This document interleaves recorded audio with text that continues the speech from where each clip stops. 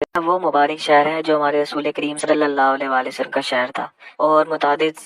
صحابہ اور نبی پاک صلی اللہ علیہ وسلم کی قبر مبارک بھی یہیں پر ہے۔ ہر مسلمان کا دل چاہتا ہے کہ جب بھی ہم عمرہ کرنے جائیں تو مکہ سے واپسی پہ ہم مدینہ سے ضرور ہو کے جائیں اور نبی پاک صلی اللہ علیہ وآلہ وسلم کے روضے پر سلام کریں، اور یہاں پہ مسجد نبوی میں بھی آ کر ہم نماز ادا کریں۔ آج ہم آپ کو مدینہ کی 10 بہترین زیارتوں کا بتائیں گے، اسپیشلی ان لوگوں کے لیے جو کہ پہلی بار عمرہ یا حج کرنے جا رہے ہیں۔ تو جب وہ مدینہ جائیں گے تو ان کے لیے آسانی ہوگی یہ ویڈیو دیکھ کے کہ کون کون سی زیارتوں پر انہوں نے جانا ہے۔ سب سے پہلے نبی پاک صلی اللہ علیہ وآلہ وسلم کی مسجد نبوی۔ مسجد نبی میں ایک نماز پڑھنے کا 1000 نماز پڑھنے کے برابر ثواب ہے، جیسے کہ صحیح حدیث میں آتا ہے۔ اسی طرح کئی علماء کرام اس کے بارے میں کہتے ہیں کہ 10,000 بھی ہے اور کئی 50,000 بھی کہتے ہیں، اللہ بہتر جانتا ہے۔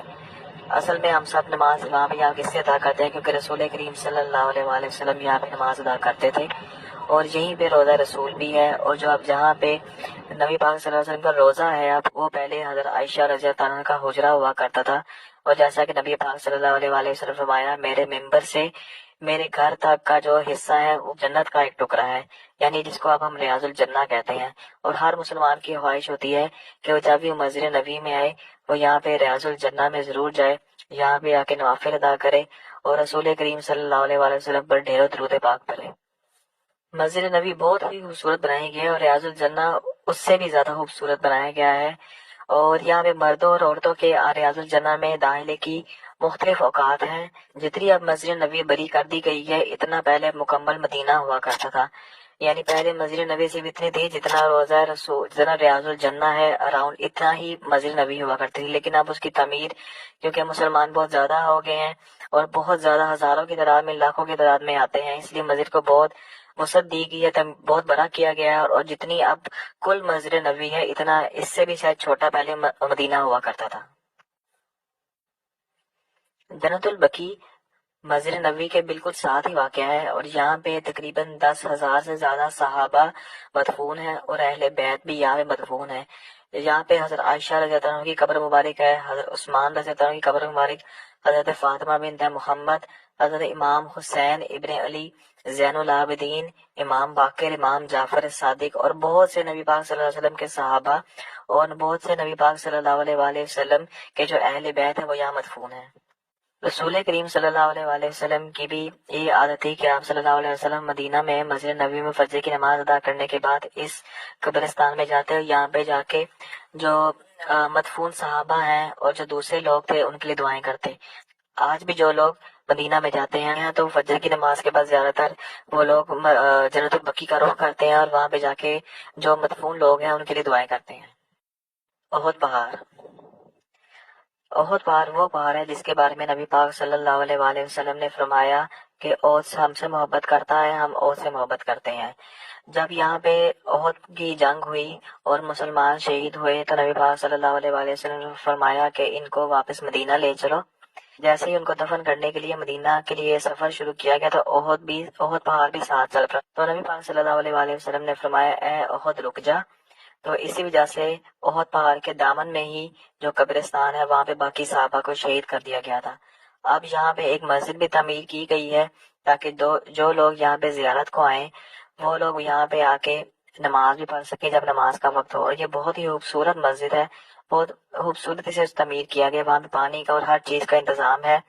احد کا جو قبرستان ہے وہاں پہ صرف 3 قبریں ہیں، ایک نبی پاک صلی اللہ علیہ وسلم کی جو پسندیدہ چچا تھے حضرت حمزہ جن کو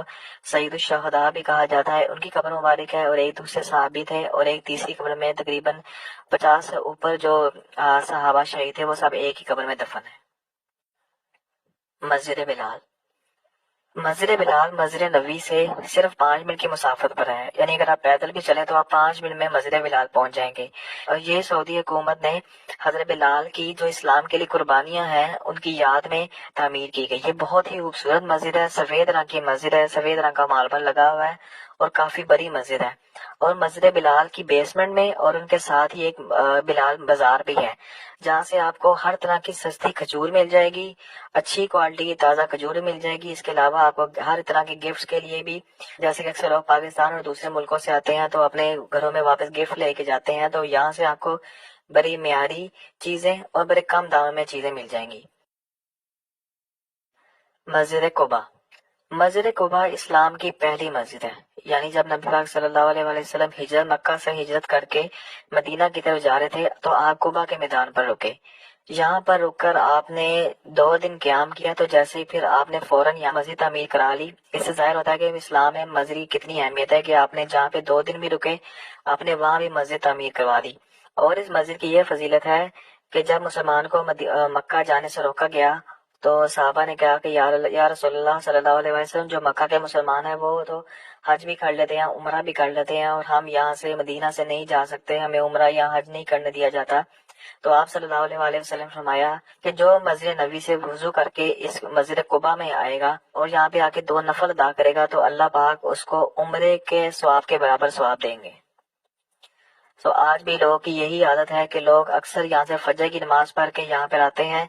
اور اشراق تک بیٹھتے ہیں، نوافل ادا کرتے ہیں. مسجد قبلتین، یہ 2 قبلوں والی مسجد ہے. یعنی کہ جب نبی پاک صلی اللہ علیہ وآلہ وسلم مدینہ آئے تو تب مسجد اقصی کی طرف منہ کر کے نماز ادا کی جاتی تھی. تو نبی پاک صلی اللہ علیہ وسلم بار بار اپنا رخ انور آسمان کی طرف اٹھاتے تھے اور اللہ سے دعا کرتے تھے دل کے دل میں کہ اللہ ہمارا بھی جو منہ ہے وہ کعبے کی طرف کر دے. یا نبی پاک صلی اللہ علیہ وسلم کعبے کی طرف منہ کر کے نماز ادا کرنا چاہتے تھے. تو اللہ پاک نے نبی پاک صلی اللہ علیہ وآلہ وسلم کی دعا سن لی. تو نبی پاک صلی اللہ علیہ وسلم کو نماز کے دوران ہی حکم ہوا کہ آپ اپنا رخ انور کعبہ کی طرف کر لیں. تو نبی پاک صلی اللہ علیہ وسلم اس وقت عصر کی نماز پر آ رہے تھے جب نبی پاک صلی اللہ علیہ وآلہ وسلم نے اپنا رخ انور مسجد اقصی سے مسجد کعبہ کی طرف کر دیا. تو جیسے نبی پاک صلی اللہ علیہ وسلم کعبہ کی طرف اپنا منہ کہتے تب صحابہ کرام نے بھی سارے نبی پاک صلی اللہ علیہ وسلم کی پیروی کی اور ویسے ہی کیا. تو نبی پاک صلی اللہ علیہ وسلم نے فرمایا کہ اے صحابہ، مجھے تو اللہ کا حکم ہوا تھا، میں نے اس لیے کیا، تو آپ لوگوں نے ایسا کیوں کیا؟ تو صحابہ نے فرمایا یا رسول اللہ صلی اللہ علیہ وسلم، ہم نے تو جو بھی دین سیکھنا ہے آپ نے کیا، ہم نے صرف آپ کی پیروی کی، آپ کو فالو